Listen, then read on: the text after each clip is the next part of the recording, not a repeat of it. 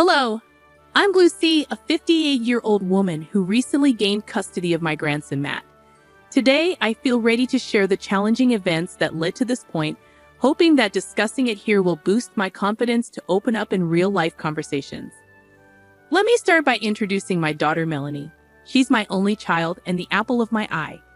When she was just 3 years old, her father, my husband, passed away, leaving the two of us to navigate life together. Melanie was a bright and brilliant girl, and I cherished her strong work ethic, which eventually earned her a full ride to her dream college. In college, Melanie met Nain, and they married shortly after graduation. While I wasn't thrilled about the swift marriage, I kept my opinions to myself, simply wanting Melanie to experience the world independently. She received my advice to delay having children, focusing on her career. However, 2 years later, she became pregnant with my grandson, Matt. Although not entirely pleased with the timing, I couldn't deny a sense of excitement about becoming a grandmother. When Matt was born, it brought immense joy, and I couldn't wait to spoil him. Fast forward 2 years, and Melanie and Nain moved to another state for a better job opportunity. Despite my reluctance to be separated from my grandson, I understood their motives and learned to cope with their absence through Skype and regular calls. 8 years later, they returned, and I was ecstatic to welcome them back. During their absence, I communicated with them virtually, and when they returned, they delved into work, leaving Matt in my care for long hours.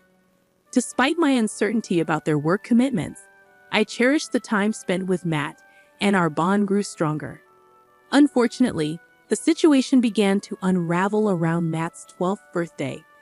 I always took part in grand celebrations for him, but that year, I couldn't attend due to a work trip.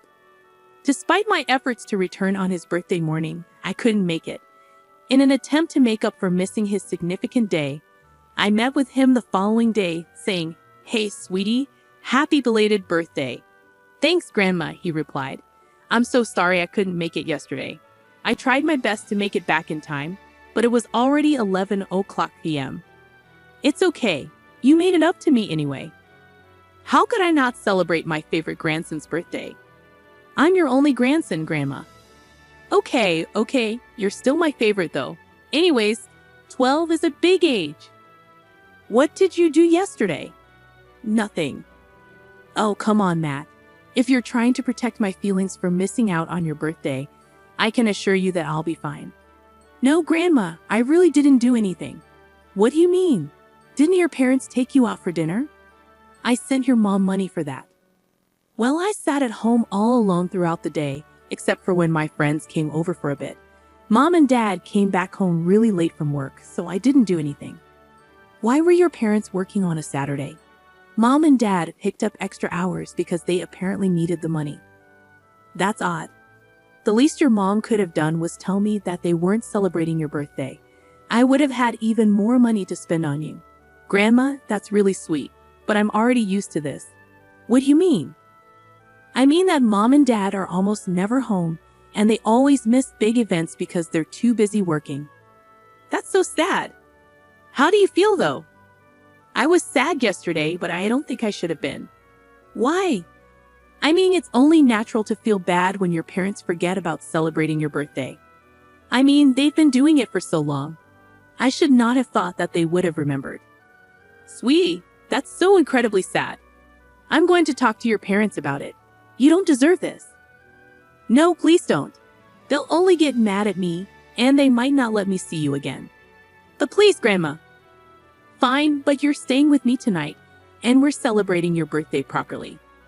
I tried my best to push aside what Matt had revealed to me for the duration of his celebration with me. I took him out, let him buy whatever he wanted, and he seemed very happy. I was glad I could lift his mood. The next day after Matt left, I phoned Melanie to inquire why neither she nor Nain had celebrated Matt's birthday. Melanie simply explained they were busy, which infuriated me. Besides being my grandson, Matt was just a child, and no child should be forgotten in such a manner. I conveyed my concern to Melanie, but she dismissed me, telling me to mind my own business and not lecture her on parenting. Fearing she might cut off my access to Matt, I bit my tongue. About a month after Matt's 12th birthday, I received a distressing call from him while at work. "Grandma, Matt, sweetie, how's everything going?" "Grandma, I need help." "What? Why? What's going on?" "I feel really sick." "Oh, sweetie, where are your parents?" "I've been trying to tell them I haven't been feeling well for a long time now, and they haven't been listening. They keep telling me that I'm fine and that they're too busy to do anything about it." "On a scale of 1 to 10, how bad is the pain?" 10. "Whoa, where is this pain you're feeling?" "Near my tummy, Grandma." "Could you please get here fast?" "I don't think I'll be able to stay awake for too long." "I'm already on my way, sweetie. Just keep talking to me." "How long have you been feeling this way?" "I've been feeling this way for a week and a half now, and it's always been this bad." "Why wouldn't your parents take you to the doctor? That's not right of them." "I don't know. I tried to tell them. I even went to them and cried about it, but they just brushed me off." "I'm going to have a stern talk with them. In the meantime, I'm only 10 minutes away, sweetie. I'll be there super soon." "Are you lying down?" "I'm sitting at my desk." "Could you get on the bed and try to lie down? Maybe that will ease the pain a little." "Oh, okay. Well, I'll try." "Grandma, everything's getting so blurry." "Matt, stay with me, sweetie." In a panic, I rushed over to Matt's place. While en route, I called 911 to get him help as quickly as possible. Fortunately, my workplace was only a 7-minute drive from Melanie's.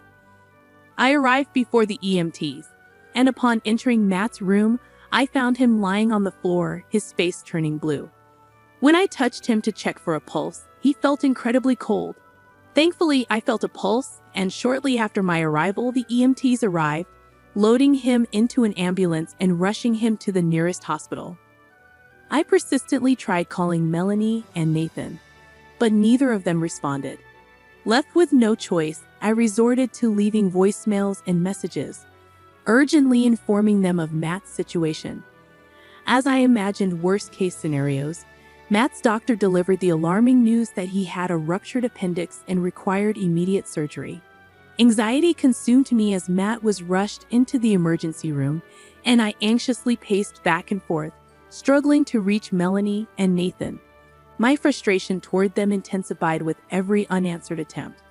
Thankfully, Matt's surgery proceeded smoothly, and he regained consciousness shortly after being placed in his own ward. About an hour later, Melanie and Nathan finally arrived.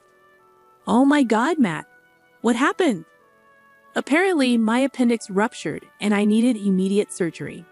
"How did this happen so suddenly?" "Suddenly? Matt has been complaining about this pain for over 10 days. But how were we supposed to know it was this serious?" "Are you being serious right now?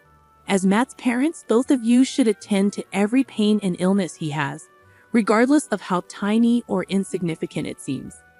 "I don't appreciate you talking to my husband that way. I wouldn't have to talk to either of you like this if you just took care of your son." "Are you accusing us of being bad parents?" "Yes, I think I've made it pretty clear. This was your only mistake, a mistake that could have cost Matt his life if he hadn't called me. Not to mention, both of you prioritize your work over Matt all the time. We do not. Tell me that when I've been picking him up at least 3 times a week from school because both of you forgot. We're working hard to provide for him. Sure, we forget to do certain things every once in a while, but that doesn't make us bad parents. You think Matt is going to care about all the money you got him 5 years down the lane? No, all he's going to remember is how you neglected him and how your neglect almost got him killed. You are overstepping so many lines.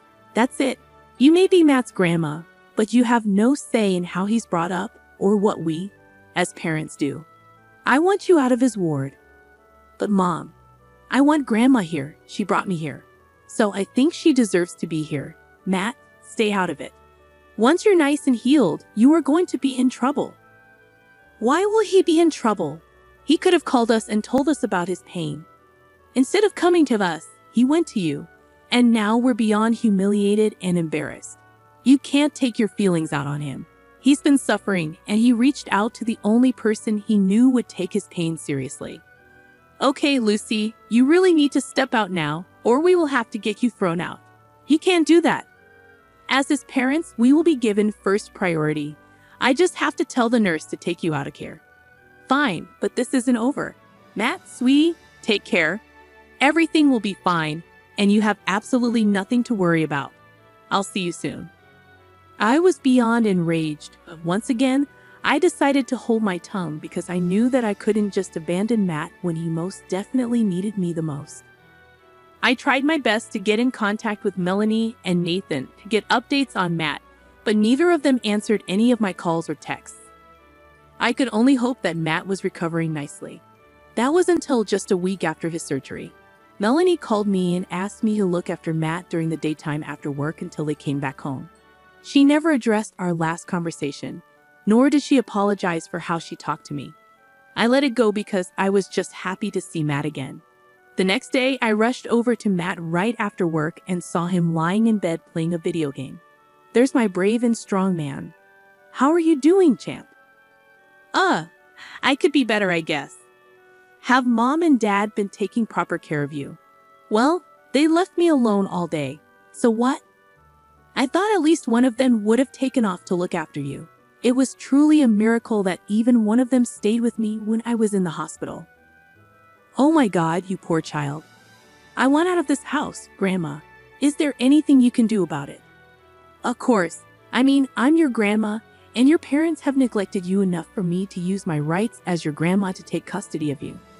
But I don't think that your parents will be too happy about it. Who cares what they think? They clearly don't care enough about me. I completely agree. You'll be a little busy though, and you'll probably have to go to court, and it'll be really tiring. I'll do anything to get out of this house. If I could survive my appendix bursting, I think I can handle being tired for a while. Wow. Just how much damage have your parents done? You know, one time they forgot me in another state because they got too wrapped up with their own things. Another state? Yeah, one time they surprised me with a road trip, which only turned out to be a business trip for both of them. I spent the entire time in the hotel while both of them worked. One day after their meeting was over, they simply left, completely forgetting I was even there. I had to spend a whole night at the police station, waiting for them to come back. When the police spoke to my dad, he told them he was overtired, and it was an honest mistake, so they let him go. I got yelled at afterward for not calling them. Did the police say anything to them? They spoke to my dad, and he told them he was overtired, and that it was an honest mistake, and they let him go.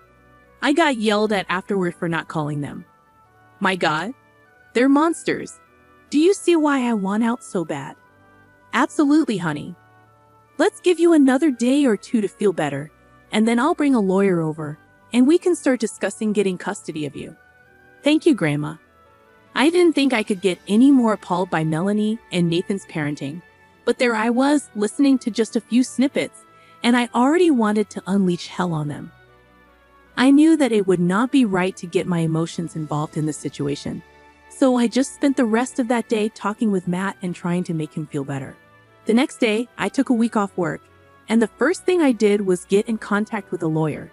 He advised me to collect as much evidence as I could about Melanie and Nathan's neglect, so I started to do that. Over the next 4 months, I got Matt on board and asked him to keep track of everything. We set up a hidden camera in his room so that every conversation was recorded. Gradually, we collected more than enough evidence, along with evidence from the past and testimonies from those involved. We had more than enough evidence to guarantee my custody of Matt. With that, I filed for Matt's custody, and Melanie and Nain were summoned to court. Of course, they did not take it lightly, and I got a very angry call from Melanie. What do you think you're doing? Oh, hi, Melanie. Do not try to be nice to me right now while you're trying to take Matt away from us.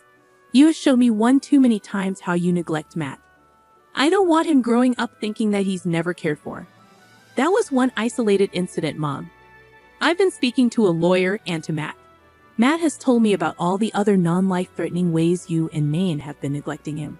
So you've brainwashed Matt into thinking that we don't love him either. I didn't force him to leave.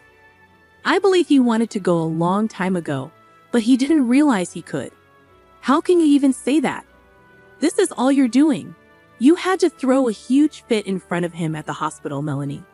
I don't think you realize just how scary it was to walk into your home and see Matt lying unconscious and blue on the floor. It took everything in me to remain calm and get him the help he needed. Your nonchalance about everything that happened to him is only making me angrier. We are not being nonchalant. You haven't even been paying attention to him after he had his surgery. Neither of you even took some time off to look after him. He's been home alone most of the time. Oh, shut up, Mom. We invited you over. He was not alone. I only see him after I'm done with work, which is around the afternoon. You and Nain leave early in the morning and don't even get back until late evening. He's alone for a good portion of the day, and as far as I'm concerned, that's major neglect. How do you expect us to pay off the surgery? Huh? That was only more stress on us. Are you trying to blame Matt for something he had no control over? If the shoe fits, you know what will alleviate you of all this financial stress. If you let me take care of Matt, he's my son. Your son that you do not care for. You can either make this easy or I will drag everything you've ever done to Matt into the public. Are you threatening me? If the shoe fits, now I have to go meet with my lawyer. You have 3 days to give me an answer. Bye. I actually did plan to provide evidence of all Melanie and Nathan's neglect to our family. Nathan's family, along with their workplaces, because I saw no reason for people like them to have children. It was only a miracle that they lived close to me, so I had some form of knowledge of what was happening on the inside. Matt was upset that his parents just did not see why they were wrong, but I stood by his side and assured him that the way his parents fought was not influenced by him or any of his actions. 3 days later, Melanie and Nathan willingly gave up their custody of Matt to me. Let me tell you, I have never in my life seen someone as happy as Matt was when he found out that his parents were signing over their custody of him. Matt cried for a good 5 minutes in pure happiness. Seeing him that happy only made my heart break even more for him at the thought of what the poor child must have gone through for years before someone even listened to him. Of course, Melanie and Nain were not very nice about handing over their custody of Matt to me after the deed was done. At first, they were low-key about it, but then the family began to get suspicious of Matt never being with them. They eventually came clean about their loss of custody of Matt, but not before blaming me for ruining their family. I received numerous calls from people condemning me as a horrible person for separating a child from their parents. Despite the criticism, I chose to ignore it because Matt was my top priority. Creating a safe environment for him took precedence over dealing with those who merely sought gossip. I weathered the harsh judgments from my family, ensuring that Matt remained oblivious to the negativity. However, things took a darker turn when Melanie and Nathan started spreading the false narrative that Matt had convinced me to strip them of custody. Matt now had his own phone and number, and he began receiving texts from concerned family members questioning why he was allegedly breaking his parents' hearts. This was when my anger reached a boiling point. While I could tolerate the accusations against me, dragging their son's name through the mud was unacceptable. I decided to take action by creating a group chat for the family members who had been harassing us. In the chat, I shared a folder filled with evidence of Melanie and Nathan's neglect of Matt. After sharing the evidence, I exited the group chat and blocked everyone involved on both Matt's and my phones. Subsequently, I heard from some family members that the shared evidence had triggered a significant backlash against Melanie and Nathan. They were ostracized by the entire family, and even their employers were informed of their actions, leading to job-related consequences. While I could empathize with their situation, I couldn't overlook their cruelty and inhumanity. I chose to distance myself from any information regarding them, not just for Matt's sake, but also for my own mental well-being. Each mention of them increased my anger and blood pressure. On a brighter note, Matt has never been happier. He has returned to excelling at school, and the joy in his life is evident as he frequently invites friends over. Humorously, I just about missing the quieter house before Matt moved in, but in truth, the child deserves all the laughter and smiles after everything he has been through. I am committed to protecting and providing for him, and I am confident that he has a much better handle on his life and himself, alleviating many of my worries.